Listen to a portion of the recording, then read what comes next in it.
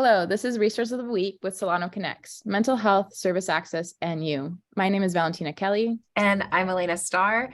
And this week, we have the pleasure of having Cameron Clark. He is the founder and executive director of D.O.V.E, which stands for Developing Organizing Visions for Everyone. And he's joining us today, and we're so excited. So welcome, Cameron. Thank you so much for joining us. Thank you for having me. So we're really excited. I know right before we started, we got to hear a little bit more about your organization. And it sounds like D.O.V.E really focuses on, I'm looking at your website right now, which is amazing, by the way, helping formerly incarcerated individuals transition back into their lives. Do you want to tell us a little bit more about what you guys do, what you're focused on?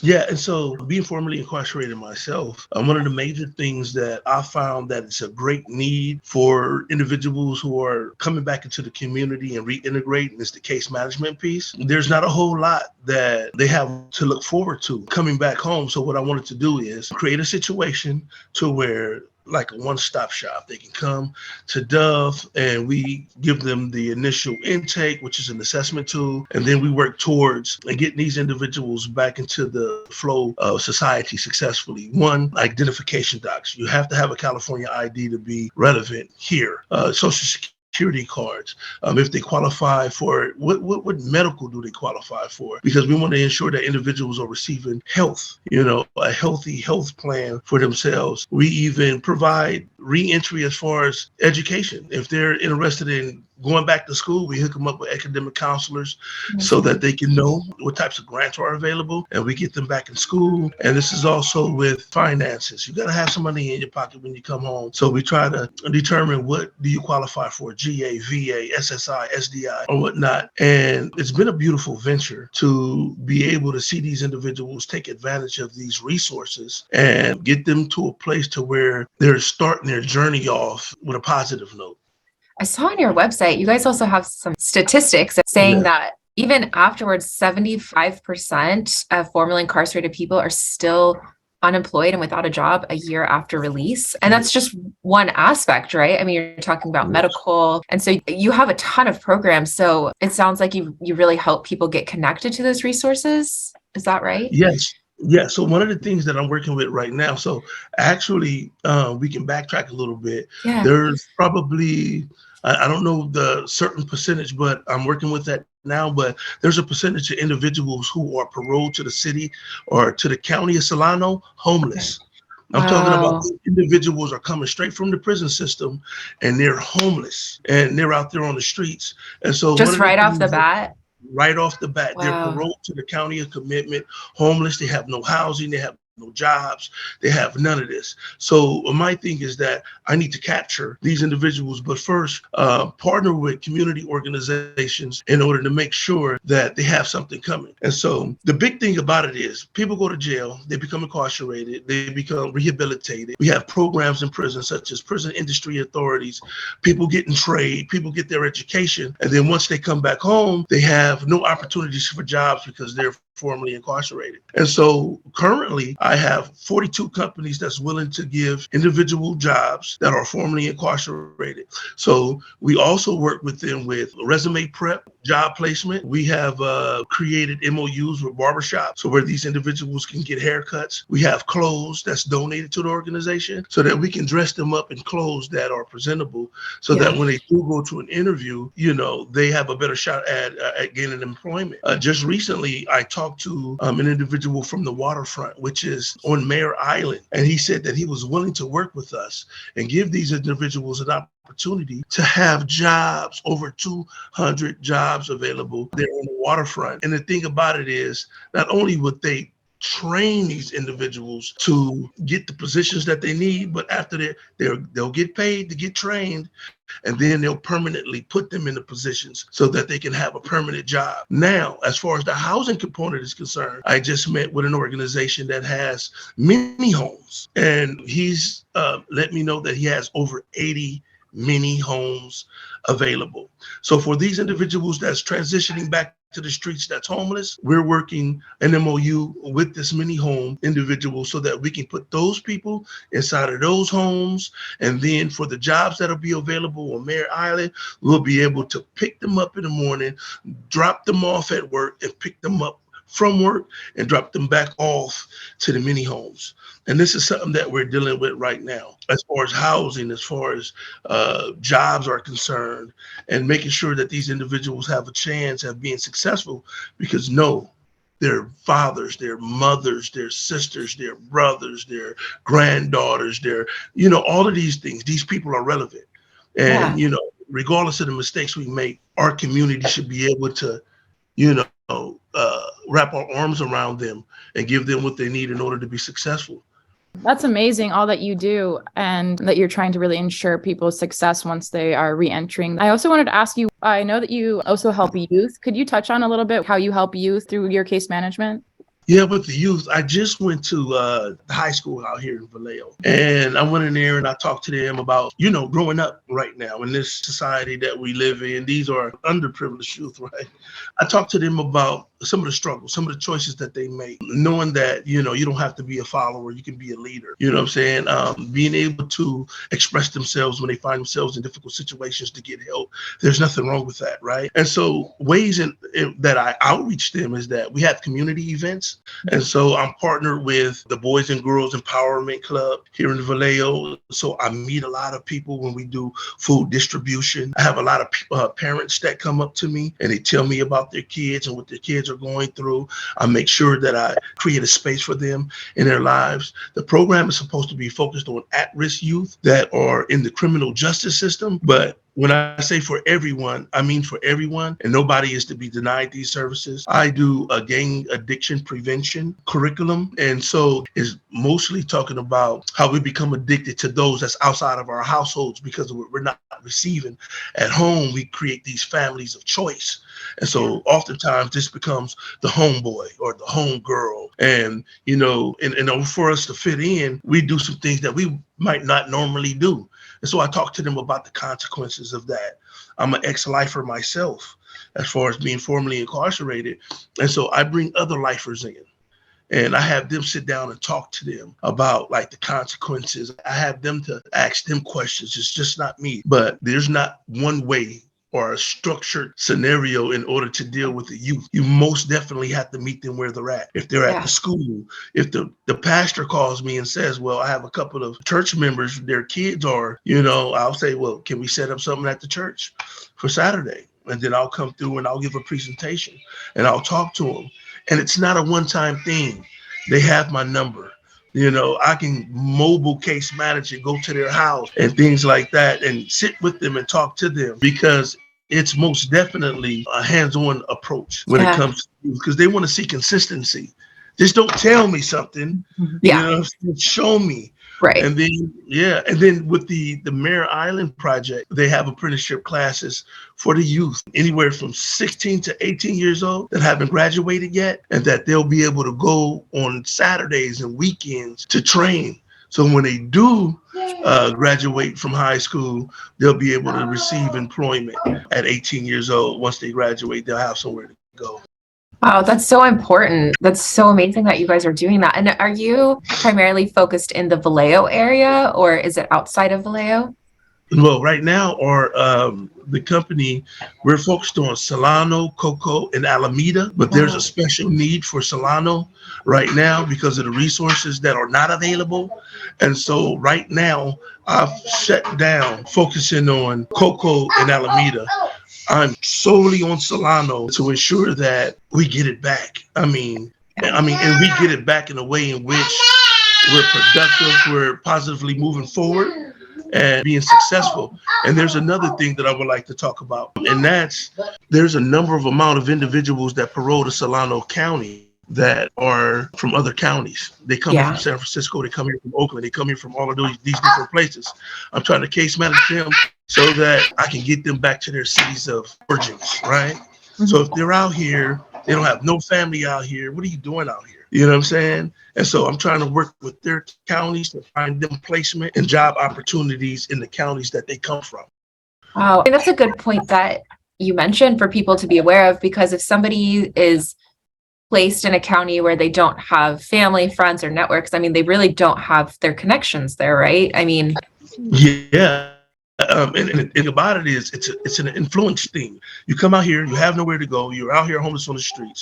Most programs I've found will not allow individuals that are formerly incarcerated to be a part of the program until they're 90 days homeless. Wow. And then you can be a part of something, right?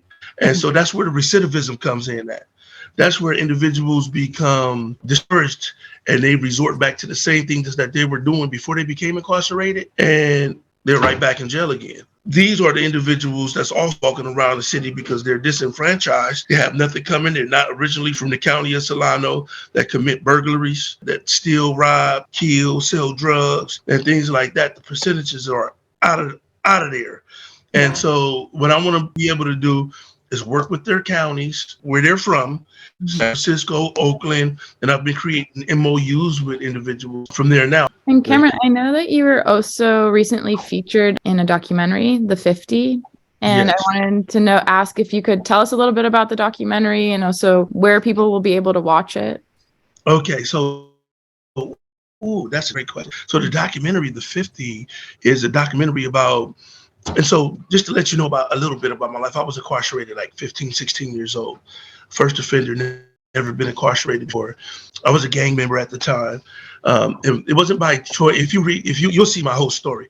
And so, however, I was a gang member. And from juvenile hall to the county jail, from youth authority into CDCR, I was representing that.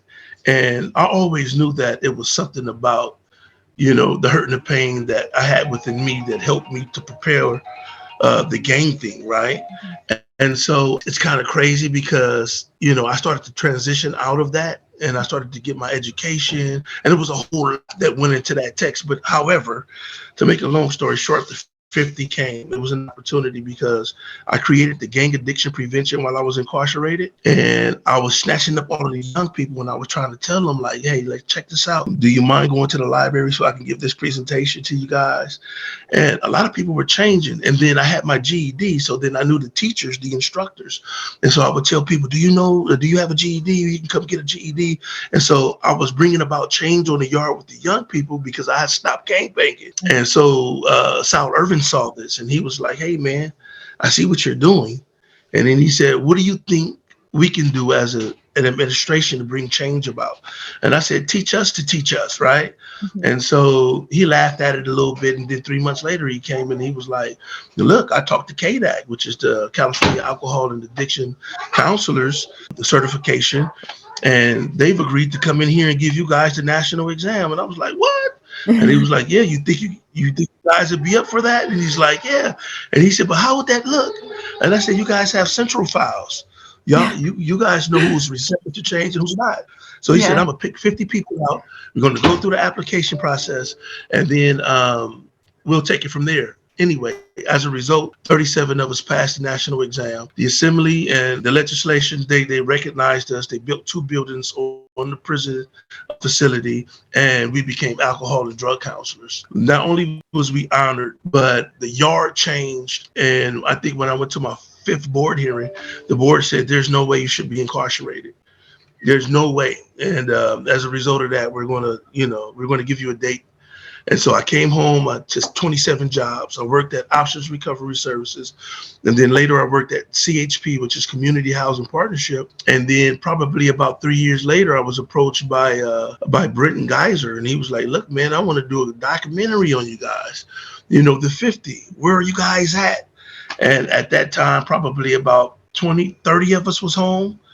And everybody was successful in the field of change, in the field of addiction and stuff like that. And so he just put all of our stories together, and the 50 came about. I'm the main one that's featured in the film. And it talks about my journey as a youth all the way up until now.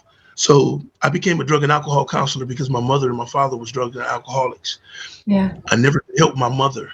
So then when I came home and I was an alcohol counselor, I helped her millions of times through my clients. And then I transitioned to permanent housing. And so my mother was homeless on the streets. And so once I started to provide homeless people with permanent housing with CHP, I did that for a stretch, and I said, cool, but what about the little boy? the little boy go through. And so as a result of them naming me Dove, the gang, I took that curse and I turned it into a blessing, and Dove became the acronym, developing, organizing visions for everyone. And I said, you know what, I'm gonna go out and get the youth, because I helped my mother's situation with the drug and alcohol. I did that. And then with the housing, I did that. And it was like my turn now to give back to a community that I once took so selfishly from. And that's the reason why I'm here to help people develop a vision for themselves. And even in the Bible, it says that where there is no vision, the people perish. You have to have a vision. You have to work towards something. And this is what when I construct service plans for people, for the youth that I'm dealing with, or for the adults, this service plan is a multi-level service plan. You say you want to get here, so let's start here first. Yeah. In order for you to get here, we need to work on this. And then once we complete this, then we're going to create a date to start on this. And we climb that ladder till you get to where you need to be with, much like the hierarchy of human needs, Maslow's self-actualization, right? Mm-hmm. Where do you see yourself at, right? What is your vision? And so I try to get them to work towards that vision. But yes, please go out and see Dove. And we're going to be screening it here in Solano. I paroled from Solano prison 13 years ago. Oh, wow. And so now that I'm doing what I'm doing here, I'm the only re-entry program in Vallejo, in Solano, right? And so we just received the BSCC grant for like $750,000 for re-entry. I just got my first office because we were doing mobile case management. Now I have an office. Congratulations. So and now we're fundraising for 2 vans to be able to take those people to work and back as far as the jobs are concerned. And so things are moving positively forward.